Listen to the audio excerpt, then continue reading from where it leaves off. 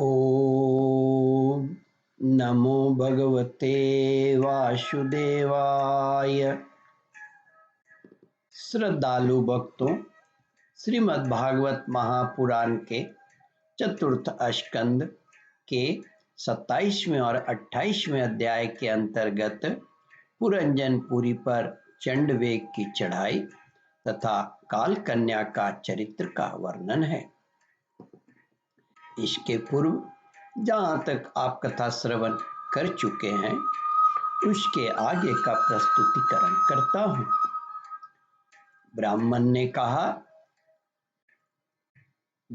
मित्र, तुम कौन है,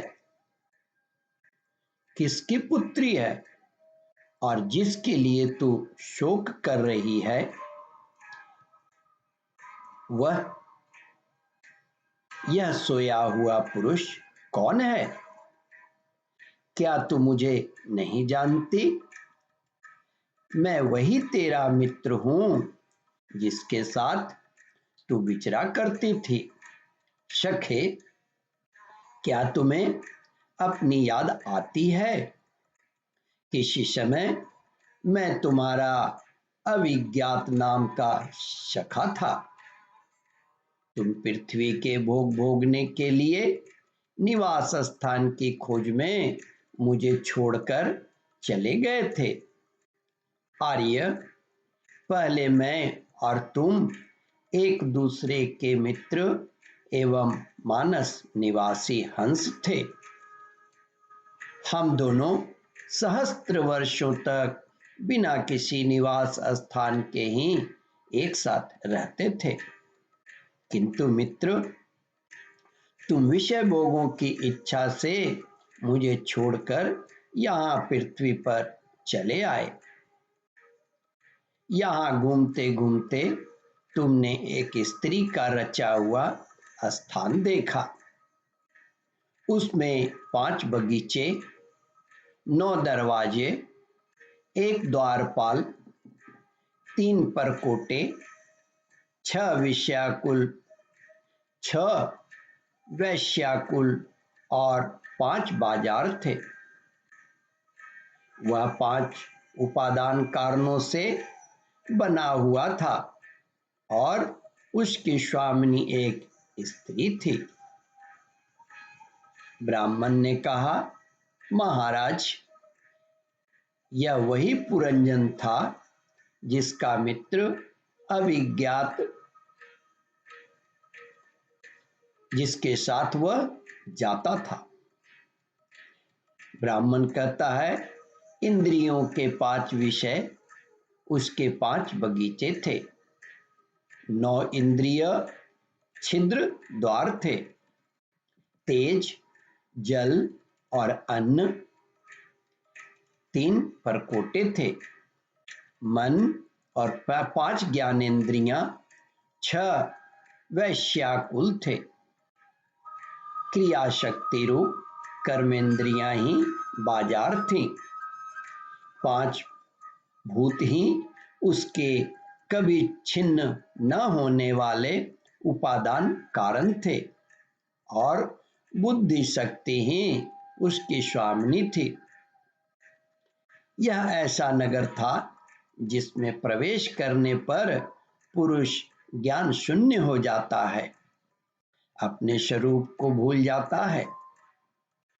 भाई, उस नगर में उसके स्वामिनी के फंदे में पड़कर उसके साथ विहार करते करते तुम्हारी अपने स्वरूप को भूल गए और उसी के संग से तुम्हारी यह दुर्दशा हुई है। ब्राह्मण आगे कहता है, देखो, तुम न तो विदर्भ राज की पुत्री ही हो और न यह वीर मलयध्वज तुम्हारा पति ही है जिसने तुम्हें 9 द्वारों के नगर में बंद किया था। उस पुरंजनी के पति भी तुम नहीं हो। तुम पहले जन्म में अपने को पुरुष समझते थे। पहले जन्म में अपने को पुरुष समझते थे और अब सती स्त्री मानते हो। यह सब मेरी ही फैलाई हुई माया है। वास्तव में तुम न पुरुष हो न स्त्री, हम दोनों तो हंस हैं। हमारा जो वास्तविक स्वरूप है उसका अनुभव करो। मित्र, जो मैं ईश्वर हूँ वही तुम जीव हो। तुम मुझसे भिन्न नहीं हो और तुम विचार पूर्वक देखो, मैं भी वही हूँ जो तुम हो। ज्ञानी पुरुष हम दोनों में कभी थोड़ा सा भी अंतर नहीं देखते। जैसे एक पुरुष अपने शरीर की परछाई को शीशे में और किसी व्यक्ति के नेत्र में भिन्न भिन्न रूप से देखता है, वैसे ही एक ही आत्मा विद्या और अविद्या की उपाधि के भेद से अपने को ईश्वर और जीव के रूप में दो प्रकार से देख रहा है।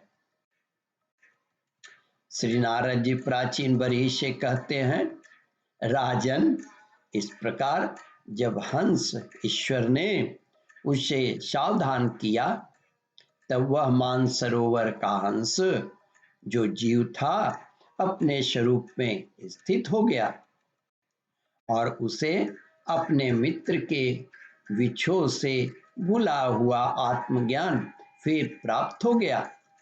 प्राचीन बरही, मैंने तुम्हें परोक्ष रूप से या आत्मज्ञान का दिग्दर्शन कराया है, क्योंकि जगतकर्ता जगदीश्वर को परोक्ष वर्णन ही अधिक प्रिय है।